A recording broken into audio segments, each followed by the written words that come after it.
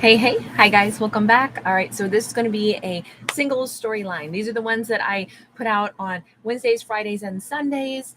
And I tend to try to always do these ones live just because they're really fun. They're one of my favorites. And it's nice to connect with everybody. So here we go. Let us begin. So we assume that our lead character is single in these ones. Sometimes we get love and romance, sometimes not. It's different every time. Hey, Dr. J, how are you? So good to hear from you. It is a delight to connect with you. Ooh, okay. So we start out with the devil. Grand Cooper, good to see you.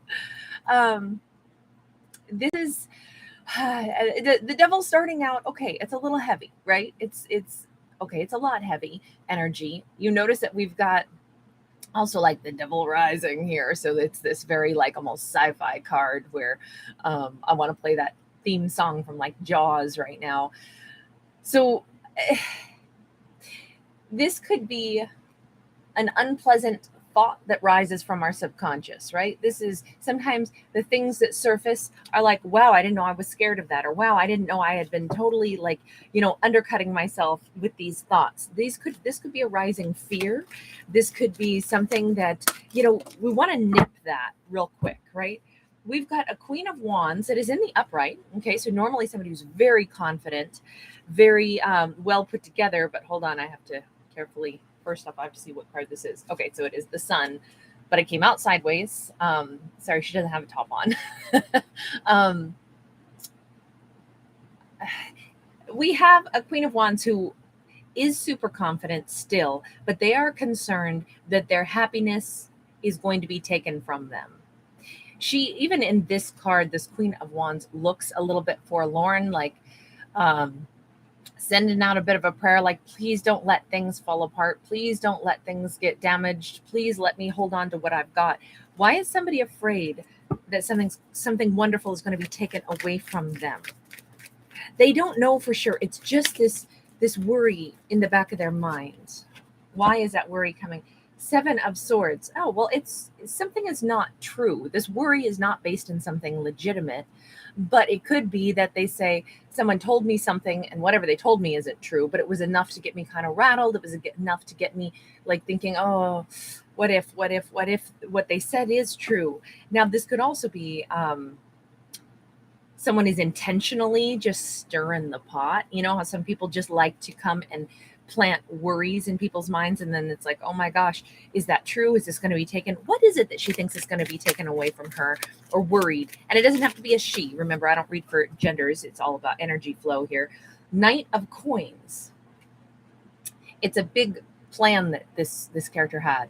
They are concerned about either their life goal, which they have a very, like, obviously a very pure intention. They have this idea in their mind. They have this plan, this goal, this thing that they've been slowly but surely working toward. And it's almost like, here would be a great example.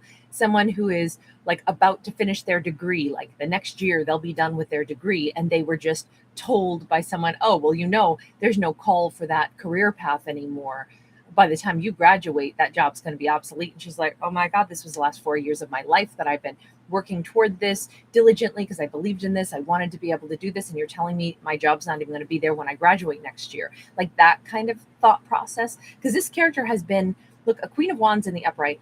They do their job well. They know what they want. They go after it boldly. But someone has come in and planted this little like, and I want to know why somebody gave this little lie. Actually, hold on, let's change decks, because I don't know what where did she get this information, or was it someone who's they're just trying to, pop her balloon.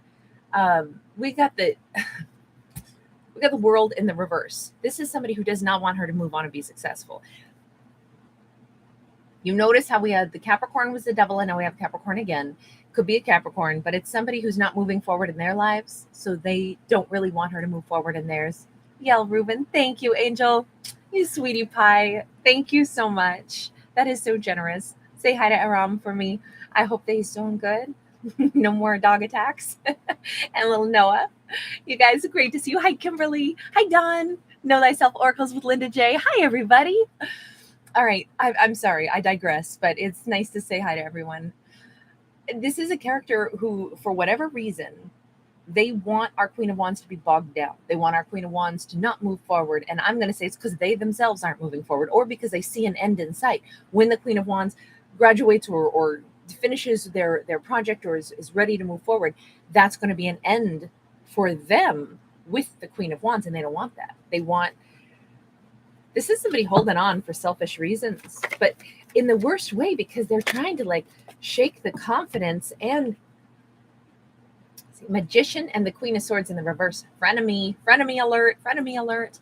This we need a special woo woo woo like alarm bell that rings for Frenemy, because this is somebody who acts like they're trying to like, look, I'm just looking out for you. I'm just, when no, they're not. This person, like, for some reason, they think that they would be able to manifest better if they saw this Queen of Wands not be successful. But this is all coming from a very, I hate to use the word karmic on this, just because it's not really a lesson that they're even willing to learn. This is just a flat out nasty energy, unfortunately. I don't usually read one-dimensional characters like this.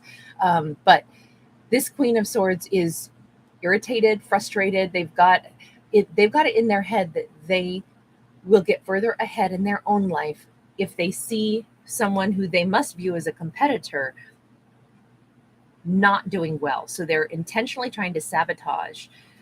Why are they like this? Queen of Swords, let's ask you just a simple question. Why do you act like this? I don't know. Seven of Cups and the Nine of Wands in the reverse. I don't know why I do this. I do this because I don't feel like I can move forward. Monique, thank you so much. You sweetheart. You are so generous. Monique, thank you. Thank you. That is so amazing. You angel. To me, this is looking like a character who they really don't know why they're so competitive, but they are disempowered. This is somebody who's tired. Maybe this is somebody who feels like, well, I've passed the age limit where I could reach the same heights that the Queen of Wands will. Maybe the Queen of Wands is younger than me, prettier than me. This doesn't have to be a feminine, by the way. This could be masculines, feminines, same sex, opposite gender roles, doesn't matter. Jealousy that comes from a place of, really, it's this Queen of Swords has disempowered themselves. They don't believe in themselves. They feel like, I don't have the energy to go after my dreams right now. So I want to see somebody else who's kind of like at the peak of their opportunities, and then they're going to keep soaring higher and higher. I want to see them get capped so that then I feel less bad about what I'm not achieving. The thing is, most likely, this Queen of Swords has achieved plenty in their lives and still can, but they are saying, no, I'm tired. I don't feel like, I don't know, something crushed their dreams. So it's like they want to go out and crush other people's. That's what it boils down to. We need to help that character. This character needs to, instead of just calling them a villain, let's just change decks one more time for them. And what would we say, or what could help that Queen of Swords in the reverse? King of Pentacles in the reverse. Well, in this case, here I was trying to be like, okay, they just need some help. This actually says, no, they need the timeout chair. They need to have things taken away from them. Particularly if they're sitting around trying to crush other people's dreams, this says they're headed for some kind of a more stagnancy, but it's of their own making. This is like, we create our own karma. Bad, intentions towards others. Sometimes, like, maybe they need to, even if this is like in the workplace, maybe this person even needs to get demoted if they were, heaven forbid, this attitude of a person was in a position of authority. This could say, they aren't displaying leadership qualities, therefore they shouldn't be in a leadership position, which I would firmly agree with, frankly. There's nothing worse than a jealous leader. You can't be jealous of your up and coming talent. You're supposed to lead the way. You're supposed to support others, even if they become 10 times better than you ever were. I'm thinking right now, like say, I'll use sports as an example. Say it's like a coach who on one hand wants his team to win, but he doesn't really want, he or she doesn't really want their players to ever become like hold records beyond what they did in their youth. And it's like, then you're not in the mindset to coach, because you're supposed to help bring the best out of people. That's why you're in a position of leadership. This character has to be demoted from that position. King of Wands, Nine of Wands. And it would actually be a nice thing for them to have less, almost like the blockage to that Queen of Swords being able to be more successful and get out of that sour attitude, is that she's got to quit being in a position where she considers herself competitive. She needs to take some of the responsibilities off of her plate, or have them taken off of her plate. So then she can either change say this is all about workplace stuff. This is a Queen of Swords who has too much going on. She's exhausted, she's frustrated, and she's taking it out on the Queen of Wands and anyone who excels in maybe their career path, or is about to, have more progress. She actually needs to step back from some of the responsibilities that she's got, so that she can fall back in love with whatever her job is, or maybe change jobs altogether, so she can fall back in love with the things that she does.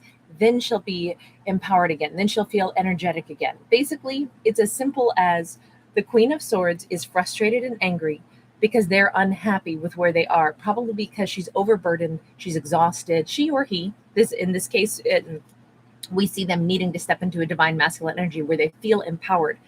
So, like I said, I don't like one-dimensional characters. Sure enough, as we dug a little bit deeper, that Queen of Swords is not one-dimensional. That Queen of Swords is a human that we're describing, granted, a fictional human, but somebody that we're describing that I think it's very understandable. When we're exhausted, we feel like we're giving so much, but not really getting much back for it. We're not even doing the thing that we love. It gets really frustrating to see other people blasting past us with all this confidence.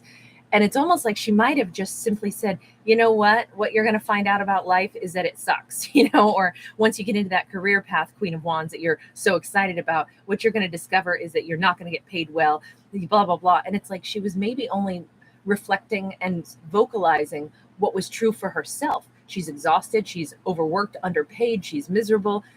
She needs a break. She needs to step down from some of those huge responsibilities so she can regain her love of, career or life in general, and be really satisfied and feel like, oh, I can reach new heights. This isn't what I have to just settle for. Okay, that's really nice. Okay, but now let's jump back over to our Queen of Wands, because they were our first character. They're the ones who have been impacted by whatever kind of ugly energy came from that Queen of Swords. And Sophie, thank you, sweetheart. Thank you. That is so kind. You are so generous. Thank you. You guys are amazing. Thank you very much. Okay, so our Queen of Wands, because it's unfortunate that our Queen of Wands has been negatively impacted by the sour energy of the Queen of Swords. But now we understand the Queen of Swords better. And I think that Queen of Swords could tidy up their whole situation and behave a lot better. And they deserve to have a better life, right? But Queen of Wands is now shaken. Let's help out our Queen of Wands, because we don't want anybody walking around feeling negatively impacted by that Queen of Swords who was just in a crap mood that day and just needed to rain on somebody's parade. Queen of Wands.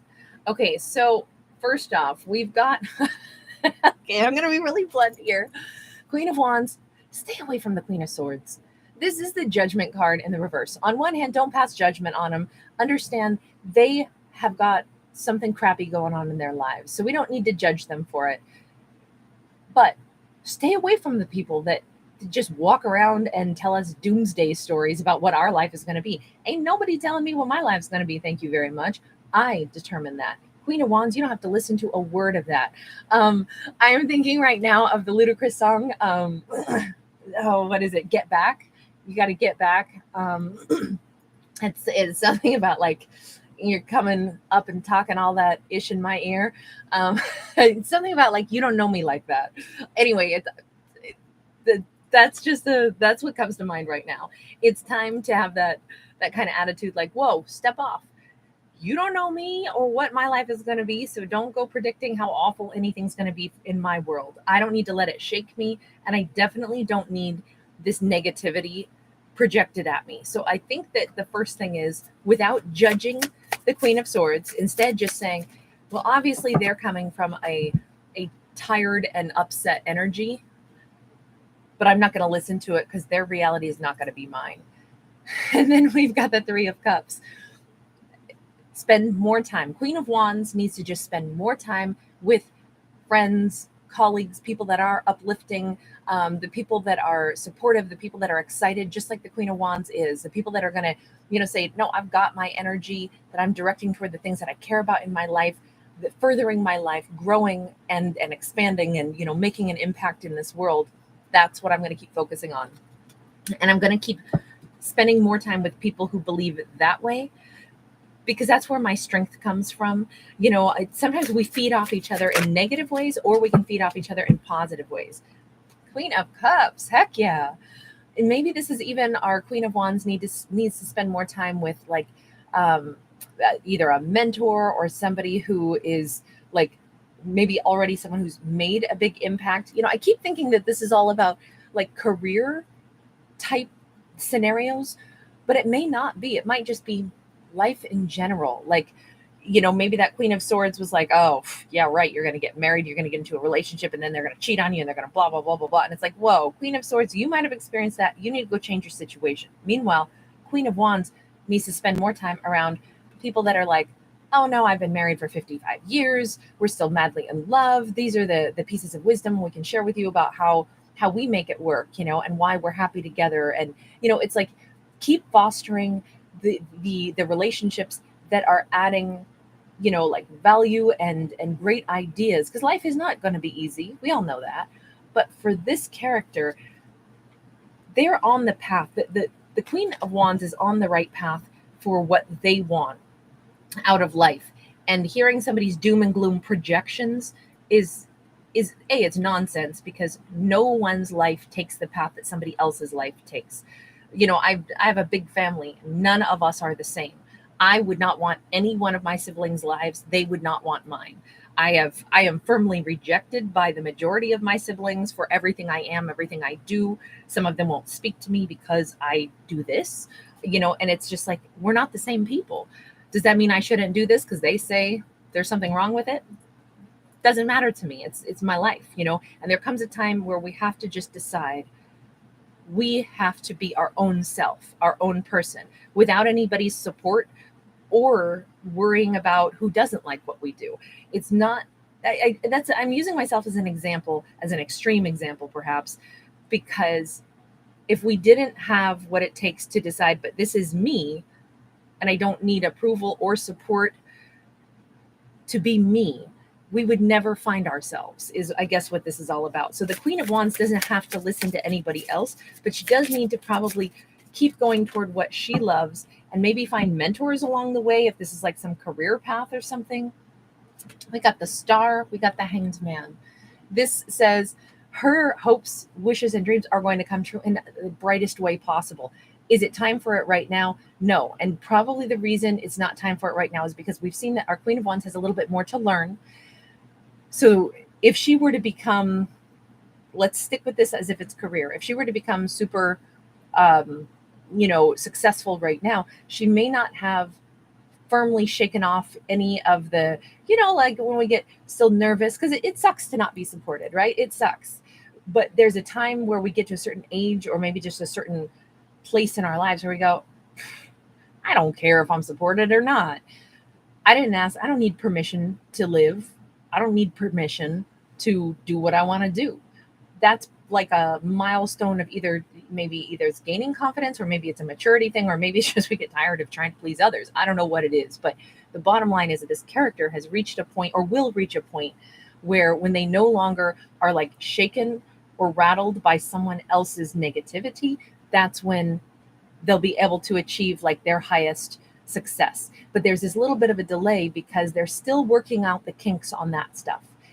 They're almost there though. This was maybe that final turning point. Maybe this Queen of Swords like negativity was exactly what they needed to get a dose of, for them to sit with it, be nervous about it, wonder if they're on the right path, wonder if they've fooled themselves, wonder if they should change everything, and then instead say, screw that. I want to do this. I'll make my path. I'm doing what I love. I'm going to go after the dreams, the hopes, the goals that I had for myself, regardless of who says it'll work. I'll make it work because it's my dream. It's what I feel meant to do. And as soon as they get that mindset, bam, there's their whatever, their hopes, their wishes, their dreams, their celebrity status, they become a star, they have that success. This maybe was that the Queen of Swords could have done them a really good favor in having them face, what is my biggest fear? Maybe the Queen of Swords vocalized their biggest fear. What if this isn't going to work? What if this isn't right for me? What if I should change? And it kind of boils down to, screw it. I don't care. I want to do it. That's enough of a reason for me to push on through. That's enough of a reason for me to pursue my dream. So I think the Queen of Wands just needed to recommit to why she's doing the things that she's doing. Him, her, it doesn't matter. Actually, I really like this one just because it seems like, to me, this comes across as we've got characters that the big reminder from this story is each character has to remember that their life path is different than everybody else's. What they want for themselves and what they have a right to pursue for themselves it's so uniquely different from one person to the next. And so it really is almost excuse me, almost futile to let anybody else's opinions or ideas start to influence our life plans, because nobody's going to live my life but me. So why does it even matter what someone else has to say about it? And again, consider the source. When people are really negative, is it because they're facing negativity in their own lives? Is that why they're coming up and saying the things that they are, without trying to dive down the rabbit hole of figuring out why did somebody say this or do that? It's more like it's time to just shrug it off and just keep going with whatever life plan, our lead character has. Why ever they want to be who they want to be, doesn't really matter. That's something only they and their higher self needs to maybe contemplate. So I don't know if that makes any sense, but to me it did, because it's a way that our character has just relaxed their energy and they're back on their path, doing the thing that they love or the thing that they're planning to do with their lives. And I think that they're really excited about it. So I'm just going to leave that right where it is. Violet, I am, it's so funny, Violet, you're asking what is my sign. I am huge Virgo, but I never think of myself as a Virgo at all. I've got a Taurus moon. I've got a Leo North Node, and I care more about North Node stuff. I think that's more intriguing myself, actually. But I honestly, I'm not an astrologer, and nor am I a psychic. I'm a storyteller, and like the origins of how we got the stories of the zodiac and the constellations from the night sky, like storytelling has been around since humans have been around, right? Go all the way back to the Greek mythologies and all the stories. In fact, I did a series where I was telling the stories of all of the different constellations that are part of the zodiac. And so I kind of carry on the tradition of storytelling, not necessarily so focused on astrological signs, although I honor that as well because that was part of the original storytelling. But I'm a little bit different. My spin on it is I love to contemplate where those stories come from, what astrology is based on, but do I live by it? I don't. So when I say I never really consider myself a Virgo, it's because so many of those traits I don't feel like appeal to me or describe me. But then certain things certainly do, and I'll make a joke about it. The Virgo in me is doing this or doing that. But ultimately, I think we, because of free will, which is what I believe in firmly, for first and foremost, I think we decide what traits we're going to, grasp onto. And I think we'll highlight different traits. Sometimes maybe I display more traits of my Taurus moon for a whole segment of my life, maybe a year and a half of my life. I come across as more Taurus moon energy than Virgo sun, So it's just kind of interesting because I think that it's what traits we need to pull from for the circumstances that we're in, and that maybe describes better how we are behaving in any given moment. I don't know, that's just my spin on it. Doesn't mean I'm right. I'm just talking. I'm just explaining what goes on in this coconut. So you guys, thank you so much. Oh, Sophie, very cool. Yeah, I think it's interesting because, they said the North Node is like where we're headed, and the South Node is kind of like where we've already been, but it's more comfortable to be where we've already been. So it's a little harder sometimes to force ourselves out of our comfort zone and grow into the person that we should try to become. And so that's why I thought it was interesting, like where was the South Node and then what is the North Node placement? And I've always found that to be a little bit more interesting for me. But yeah, however anybody else sees it, whatever inspires you, whatever, you know, makes you smile. That's what I always figure is probably the best mindset to consider. Yes, Jojo, Castor and Pollux. I did a story about those. If you guys look in the playlist for each zodiac, you'll find probably almost the very first video that will be in the playlist. So you'll have to scroll down to the oldest. There will be one where I'm sitting in front of a backdrop that is dark blue, and it has all the constellations behind me in white. And for every zodiac, I did a storytelling for the constellation, and then, you know, went on with the rest of the story. But so yeah, I talked about Castor and Pollux for the Gemini twins. Anyway, guys, thank you so much for hanging out here. Sorry, I'm yammering today. Yeah, Sophie, that's just like the brief interpretation on the North and South Node. It's like I said, I'm not an astrologer, so I don't dive super deep into it, although I've been planning on doing a North Node, South Node storytelling for each zodiac at some point. Well, you know what I mean, because the North Node and South Node are the two opposing zodiacs. But I haven't gotten around to it yet because I want to do justice to it. I want to do right.